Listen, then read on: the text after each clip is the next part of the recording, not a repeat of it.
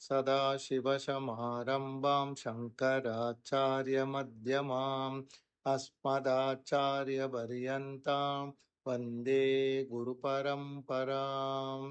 ॐ नारायणं नमस्कृत्य नरं चैव नरोत्तमं देवीं सरस्वतीं व्यासं ततो जयमुदीरयेत्। हरि ओम्. இப்படி துஷ்யந்தன் வந்து தன்னை திருமணம் செய்து கொள்ள வேண்டும் அப்படின்னு சகுந்தலையை கேட்ட உடனே சகுந்தலை சொல்றா, நான் வந்து கண்வ ரிஷியுடைய ஆணைக்கு கட்டுப்பட்டவள். அவர் என்ன சொல்றாரோ அது பிரகாரம் தான் நான் செய்ய முடியும். நீங்க அவர் வர வரைக்கும் வெயிட் பண்ணுங்கோ அப்படின்னு சொல்றா. இப்ப துஷ்யந்தன் என்ன சொல்றான், நான் இங்க இருக்கிறதுக்கு காரணமே நீதான்.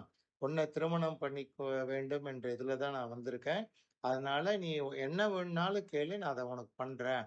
நீ இப்ப ராஜபுத்திரின்னும் தெரிஞ்சு போச்சு எனக்கு. நீ ரிஷிபுத்திரி இல்லைன்னும் தெரியுது. அதனால கண்டிப்பாக நம்ம 2 பேரும் கல்யாணம் பண்ணிக்கலாம் அப்படின்னு கேட்கறான். அப்ப சகுந்தலை சொல்றா, இல்ல எங்க அப்பா வந்து அவரு ஒரு பிராமணர், அது ரிஷி வேற. அப்ப நான் அவருக்கு அடங்கினவள். அவருடைய அனுமதி இல்லாம நான் ஏதாவது காரியம் பண்ணினா, அவரு வந்து உங்கள வந்து ஏதாவது சாபம் குடுத்துற போறாரு அப்படின்னு பயப்படுறா. அப்ப துஷ்யந்தன் சொல்றான், கண்வ ரிஷிய பத்தி எனக்கு நல்லா தெரியும். அந்த ரிஷி வந்து ரொம்ப சாந்தமானவர். எல்லா தர்மங்களும் தெரிஞ்சவர்.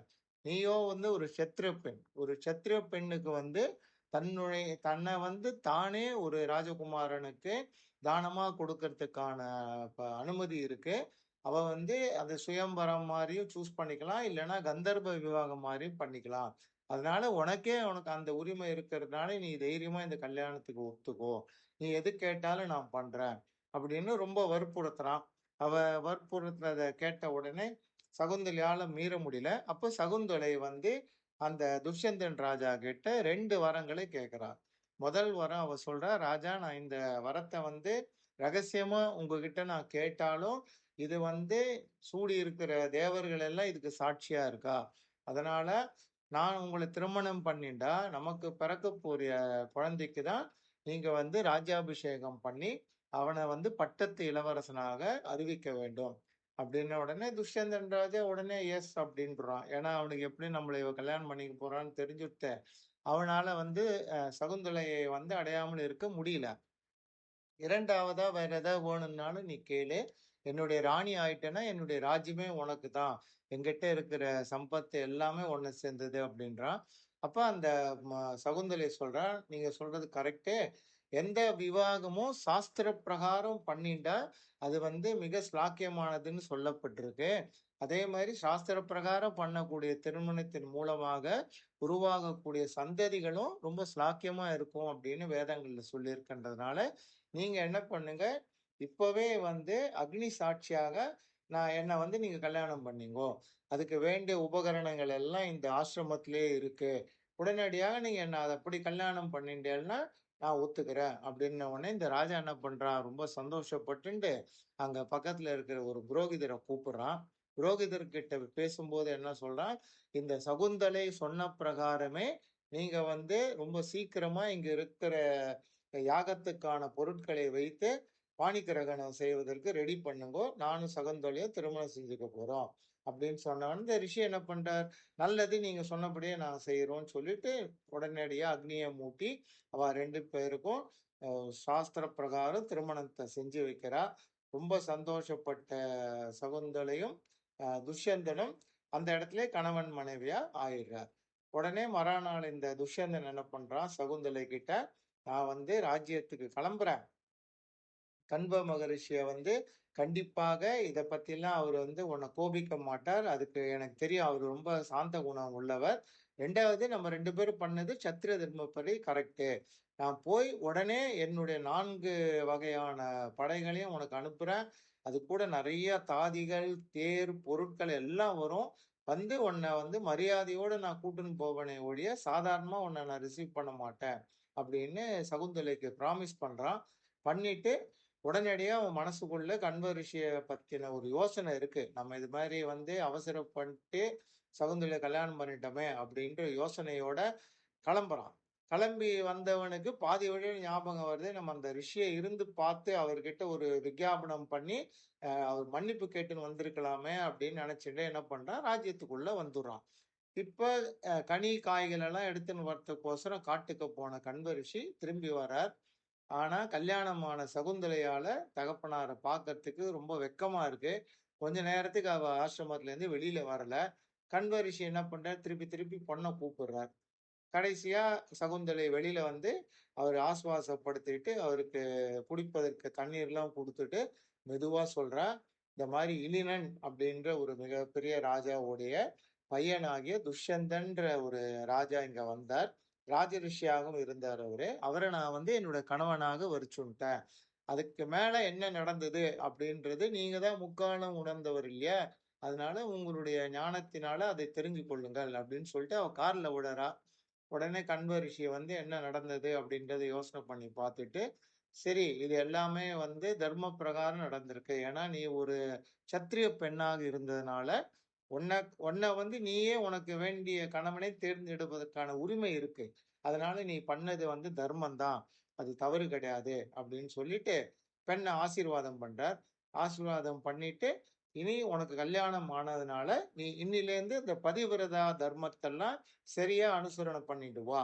உனக்கு வந்து ஒரு நல்ல குழந்தை பிறப்பான். அவன் வந்து ரொம்ப தீர்க்கமானவனா இருப்பான். அவனுடைய கீர்த்தி வந்து இந்த உலகமெல்லாம் பரவப் போறது. உன்னை கல்யாணம் பண்ணிட்டு துஷ்யந்த ராஜாவுடைய வாரிசாக அவன் நியமிக்கப்படுவான் அப்படின்னு ஆசீர்வாதம் பண்றார். சகுந்தலை என்ன பண்றா? கண்வ ரிஷி வந்து தன்னுடைய கணவனாகிய துஷ்யந்தன வந்து ஏதாவது கோபிச்சுண்டு, அவருக்கு ராஜ்யம் இல்லாம பண்ணக்கூடாதுன்னு சொல்லி வந்தனம் பண்ணி, அந்த வரத்தையும் கேட்டுக்கிறா. அதையும் கண்வ ரிஷி வந்து அனுக்கிரகம் பண்றார். நீ வந்து கரெக்டான சமயத்துல நீ ஒரு நல்ல ஆண் மகனை பெற்றெடுப்பாய் அப்படின்னு ஆசீர்வாதம் பண்ணிட்டு அவரு கிளம்பி போயிறாரு. இப்படியே அந்த ஆசிரமத்துல வந்து துஷ்யந்தனையே நினைச்சுண்டு இந்த சகுந்தலை என்ன பண்றா, நாட்கள நடத்திண்டே இருக்கா. துஷ்யந்தன பத்தியே கவலை அவளுக்கு இருக்கறனால, அவ சரியா சாப்பிடாம, மனசுல சந்தோஷம் இல்லாம 3 வருஷங்கள் ஓடிடுது. அப்ப அங்க இருக்கிற ரிஷி பத்னிகள்லாம் என்ன பண்ற, சகுந்தலை கிட்ட வந்து, "உன்னுடைய தகப்பனார் வந்து நீ வந்து சரியான நேரத்துல உன்னுடைய குழந்தைய பெற்றெடுக்கணும்னு சொல்லியிருக்கா. அதனால கர்ப்பத்த நீ வந்து இப்படி வயித்துல தாங்கிண்டு இருக்காத. உடனடியாக நீ பிரசவம் பண்ணு. அப்பதான் வந்து உங்க அப்பா ஆசீர்வாதம் பண்ணபடி, உங்க அப்பாவுடைய பேச்ச நீ மீறாம இருந்ததாக நடக்கப்படும்." அப்படின்னு சொன்ன உடனே, சகுந்தலை சந்தோஷத்தோட மனசுல நெனச்சுக்கிறா.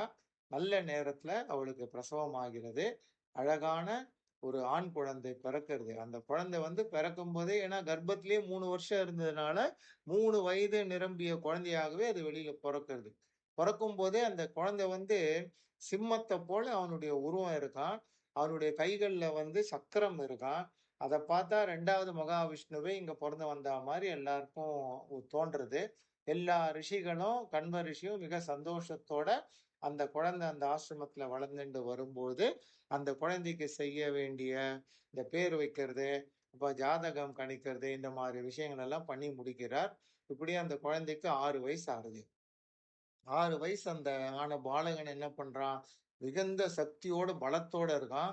அவன் வந்து ரொம்ப விளையாட்டு பிள்ளையா இருந்தேன்னு, அந்த ஆசிரமத்தில இருக்கிற மரத்து மேல தாவுறது, இங்கேருந்து அங்க குதிக்கிறது அப்படின்னு விளையாடிட்டு இருக்கான். எந்த மிருகங்கள பார்த்தாலும் உடனடியா அந்த மிருகத்த அடிச்சு தள்ளிடுவான். அதே மாரி இந்த ஆசிரமத்துக்கு என்ன பண்றான், சில ராட்சசர்கள்லாம் வந்து அந்த முனிவர்களுக்கு தொந்தரவு கொடுக்கும்போது, அந்த அசுரர்களையும், ராட்சசர்களையும் சும்மா ஒரு விளையாட்டு போல காலாலேயே தட்டி அவளெல்லாம் விரட்டி அனுப்பிச்சு விடுறானாம். இத பார்த்திருந்த ஒரு மிகப்பெரிய பலசாலியான அசுரன் வந்து இவன அடிக்க வரும்போது, அவன வந்து அவனுடைய கழுத்த இவன் கையால கட்டி, ஒரே செகண்ட்ல அவனுடைய பிராணம் போற மாரி பண்ணிடுறான். இப்படி அவன் பண்ணத பார்த்த உடனே அங்க இருக்க ரிஷிகள்லாம், இந்த பையன் வந்து எல்லாத்தையும் அடக்கக்கூடிய சக்தி உள்ளவன். அதனால இவனுக்கு வந்து சர்வதமன் அப்படின்னு பேர் வைக்கலாம்னு சொல்லிட்டு, எல்லாரும் அவன ஆசீர்வாதம் பண்ணி சர்வதமன் அப்படின்னு பேர் சொல்றா. அங்க இருக்கிற ரிஷிகள் எல்லாம் அவனுக்கு வந்து மிகுந்த சந்தோஷத்தோட ஆசீர்வாதம் பண்றா. அதே மாதிரி தேவலோகத்திலேருந்து எல்லா தேவர்களும் புஷ்பங்களை எல்லாம் போட்டு, இந்திரனே நேரா வந்து அந்த கண்வ ரிஷிகிட்டயும், சகுந்தலை கிட்டயும், "உன்னுடைய மகன் மிகப்பெரிய கீர்த்தி அடையப் போகிறான். இவனுடைய வம்சம் மிக பேர் பெற்ற வம்சமா இருக்கப் போறது. இவன் நெறைய யாகங்கள், அஸ்வமேத யாகங்கள்லாம் பண்ணி, தன்கிட்ட இருக்கிற எல்லா தனத்தையும் பிராமணர்களுக்கு தானமாக கொடுத்து, மிகப்பெரிய உன்னதமான இடத்த அடையப் போறான்னு ஆசீர்வாதம் பண்ணிட்டு போயிடுறான். இத கேட்ட உடனே எல்லாருக்கும் ரொம்ப சந்தோஷம். சகுந்தலைக்கும் ரொம்ப சந்தோஷம். இப்படி காலங்கள் ஓடின்னு இருக்கு. இந்த சமயத்துல துஷ்யந்தன் ராஜா என்ன பண்றான்? அவன் நாட்டுக்கு போய் கொஞ்ச நாள் கண்வ ரிஷிய பத்தியே நெனச்சிருந்தான். கொஞ்சம் சகுந்தலைய நெனச்சிருந்தவன், அதுக்கப்புறம் அரசாங்க காரியங்கள்ல ஈடுபட்டதுனால, கொஞ்சம் கொஞ்சமா அவன் சகுந்தலைய மறந்தே போயிட்டு, அவனுடைய ராஜ்ய விவகாரங்கள்லயே அவன் வந்து தீவிரமா இருந்துட்டு இருக்கான். ஒரு நாள் கண்வர் என்ன பண்றார், சகுந்தலைய கூப்ட்டு, "நீ வந்து திருமணமாகி குழந்தையும் பொறந்துட்டு, ஒரு திருமணமான பெண் வந்து கணவனோடு இருப்பது தான் முறை. அப்பாவாத்துல ரொம்ப நாள் இருக்கக்கூடாது. அதனால நீ என்ன பண்ணு, உன்னுடைய மகன கூட்டுண்டு, நீ வந்து நேரா துஷ்யந்தன் கிட்ட போ. அவன்கிட்ட நீ பட்டத்து மகரிஷியா ஆகி, அவனுக்கு பதிவிரதா தர்மம் பிரகாரம் என்னென்ன சேவைகள் செய்யணுமோ அதெல்லாம் செஞ்சு நல்ல லோகத்தை நீ அடைவாயாக. உன் பையனுக்கும் யுவராஜ்ய பட்டம் கிடைக்கும். அவனும் அந்த ராஜ்யத்த வந்து கீர்த்தியோட ஆள்வான்." அப்படின்னு சொல்லிட்டு, அந்த குழந்தைய கூப்பிடுறார். குழந்தைய கூப்பிட்டு, "இது பாருப்பா, உன்னுடைய அம்மா வந்து இந்த இலினன் அப்படின்ற ஒரு ராஜாவுடைய பையனாய துஷ்யந்தனுடைய பட்ட மகிஷி. அவளுக்கு வந்து கணவன பார்க்காம ரொம்ப கவலையில இருக்கா. அதனால நீ வந்து அந்த ராஜாவுக்கு பொறந்த யுவராஜன். அதனால நீ உங்க அம்மாவோட அவன் அந்த ராஜா கிட்ட போய் அவனுடைய அவன் கூடயே இருந்துண்டு அந்த ராஜ்யத்த கவனிச்சுங்கோ. நீ அந்த ராஜ்யத்தை ஆளும்போது நீ என்ன நெனச்சுக்கோ" அப்படின்னு அந்த ரிஷி சொல்றார். இப்ப இந்த பையன் என்ன பண்றான், அவர் கால்ல விழுந்து, "எனக்கு தகப்பனும் நீங்க தான், என்னுடைய தெய்வமும் நீங்க தான். நான் இந்த ஆசிரமத்த விட்டு போமாட்டேன். நான் இந்த மாரி மிருகங்கள் எல்லாம் அடிக்கிறதுனாலயும், அசுரர்களை எல்லாம் துன்பப்படுத்துறதுனாலயும் தானே நீங்க என்ன வந்து நாட்டுக்கு சொல்றேன். நான் போமாட்டேன். இனி நான் உங்க சொல் பேச்ச கேட்டுண்டு, வேதங்களை படிச்சுண்டு, அக்னி ஹோத்திரங்கள்லாம் பண்ணிண்டு, நான் இங்கேயே இருக்கேன்." அப்படின்னு சொல்றான். அத கேட்ட உடனே அவ அம்மாவுக்கு வந்து அழுகை வருது. ஏன்னா, அவ கணவனோட போய் இருக்கணும்னு நெனைக்கிறா. ஆனா, பையன் வரமாட்டேங்கிறான். பையனும் என்ன பண்றான், அவ அம்மா பார்த்து, "உனக்கு வந்து நீ உன்னுடைய கணவனோட போய் இருக்கணும்னா, நாளைக்கு காலையில நீ கிளம்பி போ" அப்படின்னு சொல்லிர்றான். இப்ப சகுந்தலை என்ன பண்றா, "நான் வந்து உன்ன பிரிஞ்சு என்னால முடியாது. நான் இந்த என்னுடைய தகப்பனாராகிய கன்வர்கிட்டயே இருந்துண்டு, அவருக்கே சேவை பண்ணிட்டு எனக்கு காரியத்த முடிச்சுடுறேன்" அப்படின்னு சொல்லிட்டு அங்கேயே இருக்கா. ஆனா, நாளுக்கு நாள் அவளுடைய தேகம் வந்து மெலிஞ்சுண்டே போறது. சரியான ஆடைகள்லாம் உடுத்துறது கிடையாது. இப்படியே காலம் கடந்து அந்த குழந்தைக்கு 12 வயசு ஆயிடுச்சு. இப்ப கண்வ ரிஷி நம்ம சகுந்தலைய பார்க்கிறார். அவரால தாங்க முடியல. அவரு ரிஷியா இருந்தா கூட தன்னுடைய பெண் படுற துன்பத்த பார்த்து அவர் கண்கள்லேருந்து கண்ணீரா வருது. உடனே என்ன பண்றார், சகுந்தலைய கூப்பிடுறார். "இனிமேலும் நீ வந்து காலதாமதம் பண்ணாம, இப்பவே கிளம்பி துஷ்யந்தனுடைய பட்டணத்துக்கு போ. துஷ்யந்தன பார்த்து நீ அவனுடைய உன்னுடைய பதியா ஏத்துண்டு, அவனோடவே இருந்து அவனுக்கு எல்லா சேவைகளையும் பண்ணு. உன் பையனுக்கு கூடிய விரைவில யுவராஜ பட்டாபிஷேகம் கிடைக்கும்னு ஆசீர்வாதம் பண்ணிட்டு, இந்த பையனையும் கூப்பிட்டு சொல்றார். "நீ வந்து எனக்கு என் பெண் வைத்து பேரன். அதே மாரி இளினனுடைய பேரனும் நீதான். அதனால நீ உன்னுடைய கடமை வந்து உங்க அம்மா வந்து கணவனோடு இருக்கிறது தான் தர்மம். கணவனை விட்டு விலகி இருந்தான்னா, அது அதர்மம் ஆயிடும். அதனால உங்க அம்மாவ கூட்டின்னு போய், உங்க அப்பாவோட நீங்க எல்லாரும் சௌக்கியமா இருங்கோ. நீ எப்ப ராஜ்யாபிஷேகம் பண்ணிக்கிறியோ, அந்த சமயத்துல நீ என்ன நெனை, நான் அங்க வருவேன்." அப்படின்னு சொல்லிட்டு, அவர் அங்க இருக்கிற நெறைய ரிஷிகள்லேருந்து ஒரு 10 பேர கூப்பிடுறார். நீங்க எல்லாரும் இந்த சகுந்தலையையும், இந்த துஷ்யந்தனையும் கூப்ட்டுண்டு, இங்கேருந்து ஒரு 8 மைல் தூரத்துல இருக்கக்கூடிய பட்டணத்துக்கு போங்கோ. அங்க தான் வந்து அந்த துஷ்யந்தன் ராஜா இருக்கார். நீங்க போகும்போது வனம் வழியா போங்கோ. அந்த வனத்துல கிடைக்கக்கூடிய கிழங்கு, காய்கறிகள், பழங்கள்லாம் சாப்ட்டுட்டு, நீங்க வந்து அந்த ஆற்ற கடந்து பட்டணத்துக்குள்ள பிரவேசிக்காதீங்கோ, அப்படின்னு சொல்லி இவாள அனுப்புறார். இவாளும் துஷ்யந்தனையும், இவனையும் சகுந்தலையையும் அந்த சர்வதமனையும் கூட்டுண்டு எல்லா ரிஷிகளும் போறா. அப்படி போயிட்டே இருக்கும்போது கொஞ்சம் தூரத்துல வந்து பிதிஷ்டானம் அப்படின்னு ஒரு நகரத்த பார்க்கிறா. அந்த நகரத்துக்குள்ள அவ நுழையிறா. அந்த நகரம் பார்த்தா இந்திரலோகத்து பட்டணம் மாரி அவ்வளோ பிரமாதமா இருக்கு. அந்த நகரத்துல நுழைஞ்ச விஷ்ணு போல இருக்கிற இந்த சர்வதமனையும், லக்ஷ்மி போல இருக்கிற சகுந்தலையும் பார்த்து ஜனங்கள்லாம் இந்திரலோகத்திலேருந்து யாரோ வந்துட்டான்னு சொல்லிட்டு எல்லாரும் வந்து அவள பார்த்து அவளுக்கு வணக்கம் சொல்லி ஆச்சரியப்பட்டுட்டு இருக்கா. அதே சமயம் இந்த ரிஷிகள்லாம் வந்து அவள்லாம் காற்றையும், நீரையும், வெறும் கிழங்குகளையும், சருகுகளையும் சாப்பிடுறவா இல்லையா? அதனால எலும்பும் தோலுமா இருக்கிற அவள பார்த்து சில ஜனங்கள்லாம் என்ன பண்றா, கொடூரமான வார்த்தைகளால இந்த மாரி நகரத்துல வந்து ராத்திரிக்கு மேல தான் கொடிய பிசாசுகள்லாம் வரும்னு கேள்விப்பட்டோம். இப்பவே வந்துருத்தே அப்படின்னு சொல்லி இவாளெல்லாம் வந்து ரொம்ப பேசறா. அத கேட்ட உடனே இந்த ரிஷிகள்ல இருக்கிற ஒருத்தர் என்ன பண்றார், நம்ம குருநாதர் கரெக்ட்டா சொன்னார். நீங்க பட்டணத்துக்குள்ள போக வேண்டாம் அப்படின்னு. நம்ம அத கேட்காம இங்க நுழைஞ்சதுனால, இவால்லாம் வந்து நம்மள பார்த்து இந்த மாரி பேசுறா. நம்ம நமக்கு வந்து எல்லாத்தையும் விட்ட ரிஷிகளுக்கு பட்டணத்துல என்ன வேல? அப்படின்னு சொல்லிட்டு சகுந்தலையும், இந்த சர்வதமனையும் பார்த்துட்டு, இந்த பட்டணத்தின் நடுப்புற தான் அந்த ராஜாவோட அரண்மனை இருக்கு. அதனால நீங்க 2 பேரும் நேரா அவர்கிட்ட போயி அவர சரணடைஞ்சிடுங்கோ. நீ அவரு பத்தினியாகவும், அவருக்கு யுவராஜாவாக உன்னுடைய பையனாகிய சர்வதமன் இருப்பான். அப்படின்னு சொல்லிட்டு அவள ஆசீர்வாதம் பண்ணிட்டு, இந்த ரிஷிகள் உடனே அந்த பட்டணத்த விட்டு கிளம்பிர்றா. இப்ப சகுந்தலையும், சர்வதமனும் மாத்திரம் அங்க இருக்கா. எல்லா ஜனங்களும் இவள பார்த்துண்டே இருக்க. சகுந்தலைக்கு மறுபடியும் அழுகை வந்துடுது.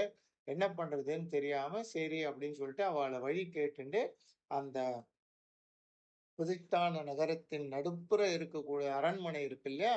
அந்த அரண்மனை வாசல்ல போய் நிக்கிறா. அந்த சமயத்துல அந்த அரண்மனைக்குள்ள நடு இடத்துல நம்ம துஷ்யந்தன் ராஜா மந்திரிகள் படை சூழ உட்கார்ந்துண்டு சபைய நடத்தின்னு இருக்கான். இப்ப அந்த வாசல்ல போய் நின்ன சகுந்தலை உள்ள போய் ராஜாவ பார்த்தாளா? அந்த ராஜா சகுந்தலையை தன் மனைவியாக ஏத்துண்டானா? அப்படின்ற கதையெல்லாம் அடுத்த எபிசோட்ல பார்க்கலாம். ஹரி ஓம்.